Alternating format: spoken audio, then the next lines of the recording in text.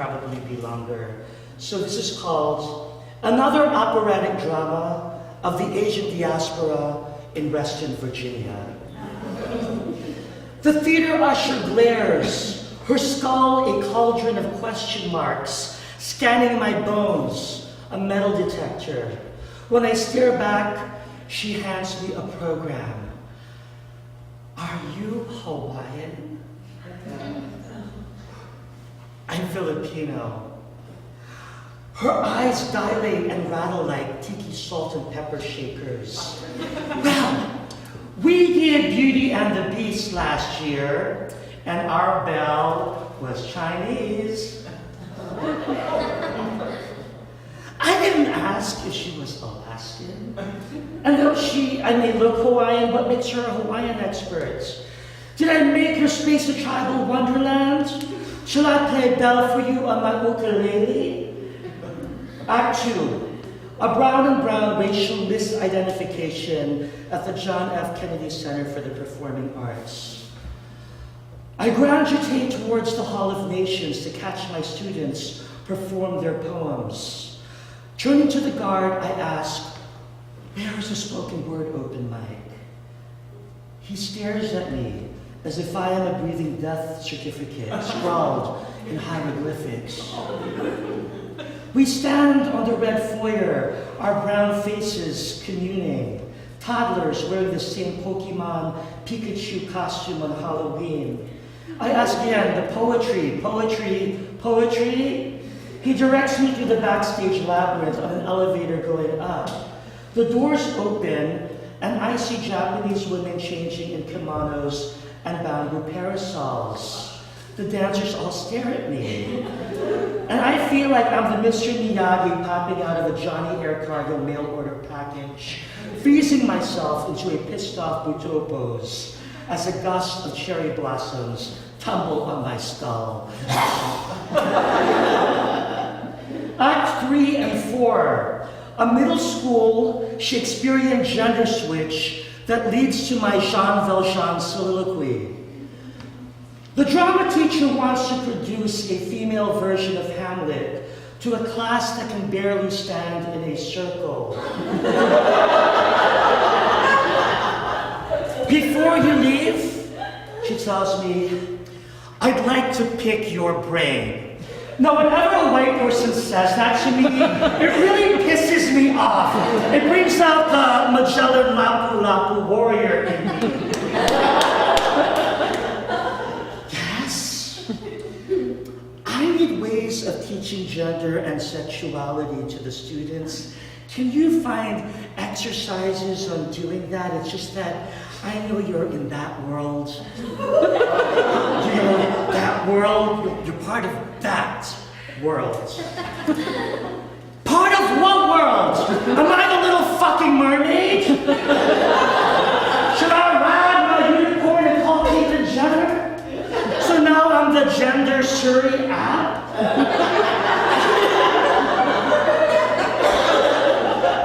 It is our world. And if you were producing an Asian version of Cinderella, you'd probably want me to fetch a pumpkin-colored rickshaw and a glass Tai Chi slipper. Let me be your gay cis-male Pocahontas as I run through all the colors of the rainbow to tell students what it is to be a woman in a male role. Sure, no problem, I reply. I have passed for Tibetan in Manhattan, Peruvian at the gay bar, Bombay in my father's barrios of Pangasinan, Chi-Chi and Scarface, Japanese at the Black Pride Parade, every Lyft driver 6 degrees of separation, and the guy on Lost. I will never be fully Filipino or fully American. I am a poet who wants to find a Tinder match that ignites the rest of my life. Or whatever they're on these days, I can't keep up. I'm addicted to people's stories and platforms to unheard voices. As many times as I have been mistaken, I have had my own missteps. I have been told my Tina Turner imitations are cultural misappropriations. My poems have been called out for being gender-conforming and biphobic. But I struggle to do the work. I listen, I dialogue, and sometimes I want to throw my hands in the air and give up in a world that is laser-eyed and furious. And I'm afraid that in this administration, we're just going to be cemented and walled up. Act 5. The reality show in real time we are all in, and you can't turn off because tweet assaults keep dancing on our heads. After the election, I host a queer storytelling show in Birmingham, Alabama. The riots have begun. I asked the queer performers how they feel about the results. Well, we're kind of glad this happens. I can hear the Hitchcock music play and the staccato strings at the back of my neck. What are you talking about? And they say, well, what you fear is what we've been living with on a daily basis. I think of what I learned from my theater company. People cast their vote for what they're familiar with, not for people who are further away from them. My sister in Los Angeles is fucking Hermit Francis. He has big white curly teeth and 1,130 friends on Facebook. My house guest on employment has a love affair with a 23-year-old and is plunging the toilet because the pipes may have frozen over. Last night he made a chicken with glazed figs. The smell is on me like fast sex at a restaurant gas station in New Jersey. My wireless doesn't work, so I bought a 100-foot Ethernet cord that looks like life support running through the townhouse. Stray cats are peeing on my porch and following me like the sound of zombie babies crying, bottle, bottle. When asked if I would auction myself as a date for leukemia research, I'd say if I did, I'd have to pay myself and date myself and break my money market account and pay myself just to date myself, and then I can go home and jack off in the name of leukemia research. I am having dinner with Kush, his wife and his ambiguous friend, and Kush is telling the story about how he stuck a toothbrush up his ass when he was 12, and I'm wondering if he's telling this anal story to get his friend to come out of the closet. My house guest texted me that he ate my Girl Scout cookies, and I said, what the fuck? Those are my fucking Thin Mints! Don't you touch my Thin Mints! Where are you gonna get me Thin Mints? It's December!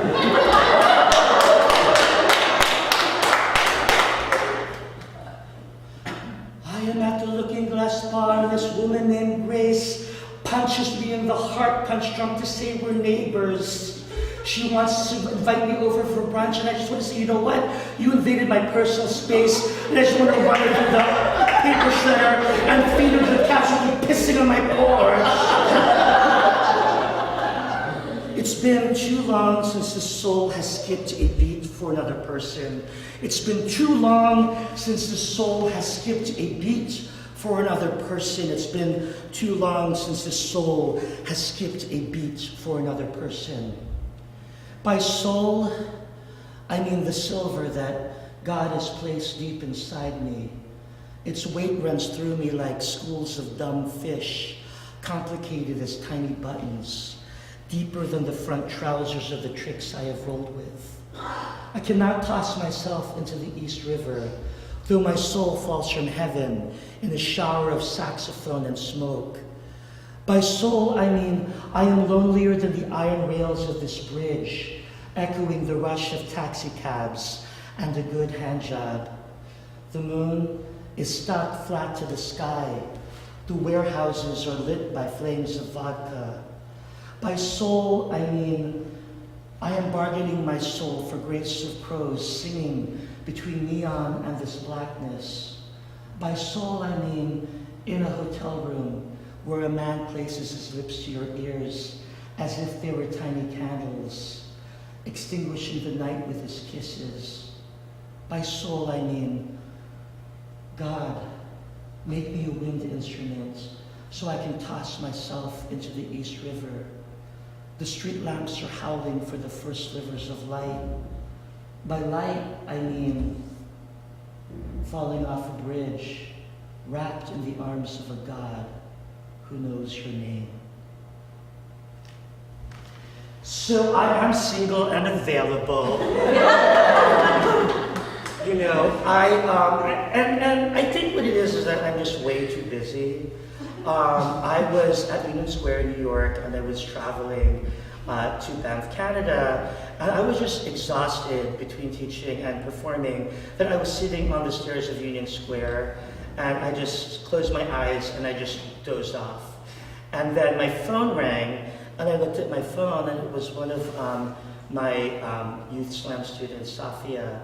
And I go, Safia, are you okay? She goes, oh my God. I'm like, what, Safia? Oh my God, I'm at Union Square, and I saw this homeless man that looks like Mr. Regie. And it's you! And she took a picture of me, and she tweeted it everywhere. And that was not going to get me any dates. So I was in Banff, Canada, and while I was there, I got a Facebook message from a guy named Apple, and Apple says to me, oh, Mr. Cabico, I'm one of your biggest fans. I really love your moon imagery. I say, Apple, the moon is a nice romantic device. And Apple says, me and my mom and dad, we would like to invite you over for Canadian Thanksgiving. I know you're in town, and if you don't have anything to do, we'd love to invite you for dinner. And I'm like, well, I don't really have any transportation. He goes, that's okay, our limousine driver will pick you up. I'm like, what? Oh my God!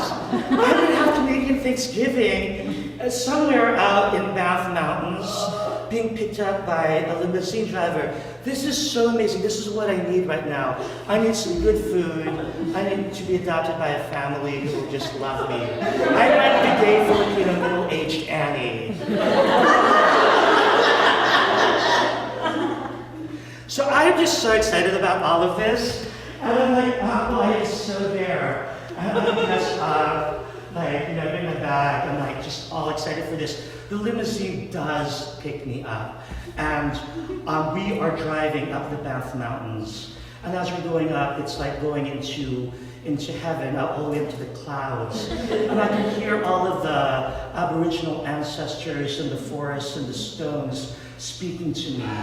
And a white buffalo woman is singing a song that is through the clouds, and it's as if Michelangelo's clouds come to life, and they are embracing me and lifting me out of all of my misery. And as we get closer to Apple's home, I don't see a home. What I see are barns and glass tunnels, this architectural wonder up in the snow and in the mountains. And it is beginning to snow, and it doesn't even look like a home. It looks like Superman's fortress. Seriously, and as I go there, the limousine driver drops me off, and I drop off, and in the distance, I see the door open, and there's this short woman with dark hair staring at me with her calico dress and apron. It looks like she's just been cooking, and I can smell the glorious smells of the food from the kitchen. And I'm just about to cry, and she opens her arms, and I hug her, and she goes, oh, Aunt Luella, you're the poet that Apple loves so much. We love your YouTube videos. We watch your videos around the fire. And I'm like, I don't think of my videos as family-friendly material. What planet are they on? Alright. So she gives me this hug, and she lures me into the sunken living room, which is it's like West Elm barfed in their living room. And there's antlers and wood and stumps and pine and like little fairies are like singing to me. And as I go in, I see Apple. And Apple is this young guy. He looks like a demigod with his piercing black eyes, his long black hair that is flowing in the Calgarian winds. And he has this like little fur coat that looks like this rock star Norse god of the mountains. I almost have to bow. And as I bow in his beauty, he hands me a drink in a goblet. This is so good. Like a goblet. Like this is like, I am in the Lion, the Witch, and the fucking Warrior. This is so fucking good. So I am drinking this ambrosia, and it's beautiful. And then I hear this big laugh, and it's Apple's dad. It's Bob. Ho ho ho! We got the funny poet here, Apple. Ho ho ho ho ho ho! Apple, why don't you go back in the kitchen and refill another drink for our special funny poet guest? Go on now, Apple, go, go, go.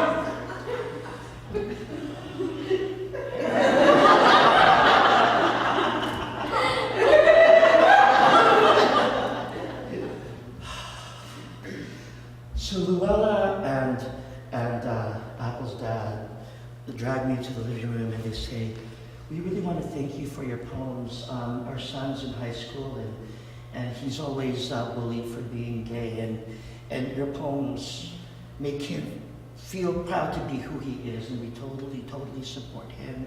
And you are our guest here.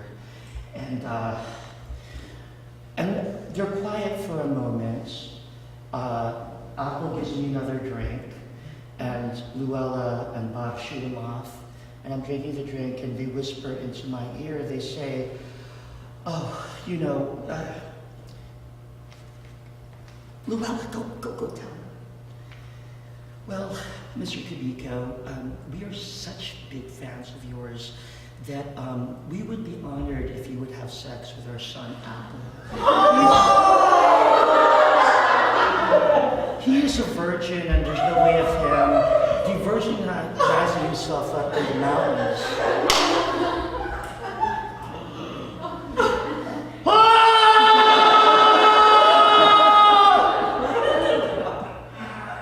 What Stephen King novel am I in?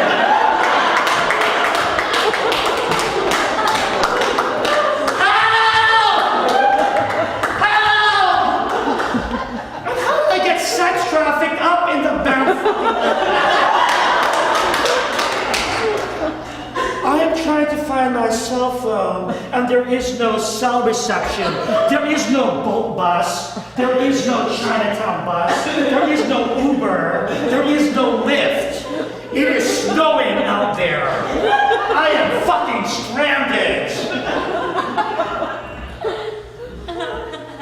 Luella says, here's a little basket of condoms and some lube. It's maple flavored.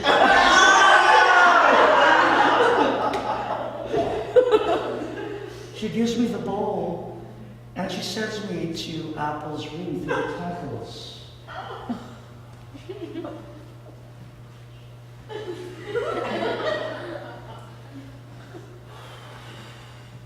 I don't know. I haven't had sex in a million years. Maybe this is my opportunity. I'm wondering if they're videotaping this, you know?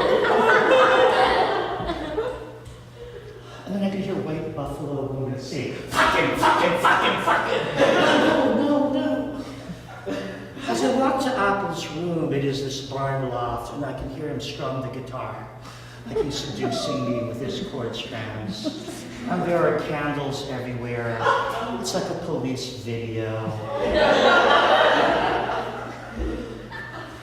Apple is really hot, and he's in his underwear with the guitar.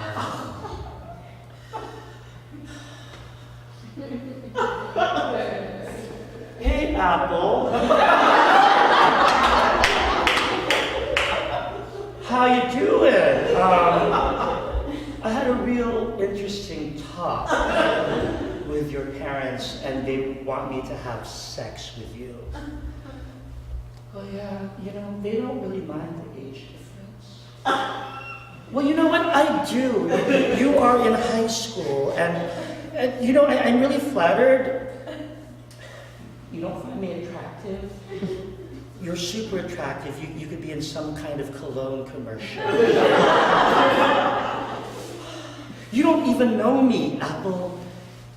Yeah, I do know you. I know that your favorite movie is Blue Velvet, and your favorite singer is Nina Simone, and that you're teaching poetry at Joanne Lilac Elementary School for 4th graders, and that you're in love with this other guy from New Orleans who's not in love with you, and you should be with better people who love you, like me. Apple, you are still in high school. You don't even have a learner's permit. I don't think I should do this. And he says, well, could you just hold me then? Okay. I will hold you on the condition that after this snowstorm is over, you will have your limousine driver drive me back home. Is that a promise? So I'm lying next to Apple, and it's actually fine, but I'm controlling myself as this is happening. And I just really like the warmth of just holding someone in a bed with a fireplace with candles. Parents call us up for dinner, and it is a feast. And it's not like they asked us like what we did. We just had a real normal kind of Canadian Thanksgiving, which is just like the American one, except it just lasts a little bit longer and it's more relaxed. And we were talking about 9/11, the dollar, Trump, and all of that. And I excused myself to go into my room, and as I walk away, I hear Bob say, "Up, up, up!" And I turn around and I see Luella, Bob, and Apple, and they're looking at me like they're the family children of the corn. And they've got their arms out, and they hug me, they squeeze me, they surround me, they suffocate me, and I have to pry each one of them off. And I say, thank you for your hospitality. I think the reason why I'm single is that I have a hard time telling a guy that I like him. Usually what I do is I send him baked cookies, or I send him gay comic books. And that's really nice if you're a girl in high school. And I am not a girl in high school anymore. So I met this guy at a poetry reading at Busboys and Poets. And he's from New Orleans, he's a lawyer, he gardens, he has a dog, he is well-read, he loves poetry, he's really athletic, a farmer, strikingly handsome, Norwegian, mixed, and just, basically he's like, he could carry me in a storm like Batman. And that is my criteria. If he could carry me in a storm like Batman, like, I am so there. So, we were texting for a long time, and it was so flirty. And I said to myself, you know, Regie, you should just call him out for drinks and say, you know what, I think that there's something between us. I think we should explore that. What do you think? See, that's the mature thing to do. And so it is July, it's summer, it's like last year. And so we're at a bar, and we are talking, and our eyes are, our pupils are dilating, we're looking into each other. And like, we look like the Little Mermaid's eyes looking at the prince, at each other. And we're about to kiss. And as we're about to kiss, his ex-boyfriend comes in, this Puerto Rican guy. And I'm like, oh my God, I've been cock-blocked. How could this happen in my moments? So this poem is called Cock-Block, or He's Going to Fuck Him. He's gonna fuck him. I can taste it. Why did we meet at a bar? And why am I one of 2 brown guys in competition for a white guy? Oh yeah, they fucked a year ago. My fingers unfurled to Wolverine claws. Another Oriental diva stabs herself in the breast. I'm a brown fucking swan, and my understudy is in other colonized US territory. May there be fireworks and fury to be celebrated in their tongues. An atomic beehive fills my head. If I grabbed his crotch, this would be over. Puerto Rican guy did not just grab his crotch! Shit! I reach for my Captain's Morgans and orange juice. My body eats the audacity. I slam it on the bar like a shard of sunrise.